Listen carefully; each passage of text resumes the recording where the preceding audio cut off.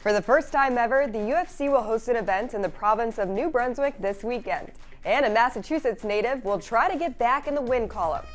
Methuen's Kattar will take on Fishgold, who will fight in his first ever UFC fight on Saturday night. Kattar won his 10th consecutive fight at UFC 220 in Boston when he knocked out Shane Burgos in the third round and put himself in the top 15 in the UFC featherweight rankings. However, he lost to Renato Moicano at UFC 223 in Brooklyn a few months later via unanimous decision. Kattar's opponent Fishgold is 17-1 in his MMA career, and 12 of his 17 wins are via submission.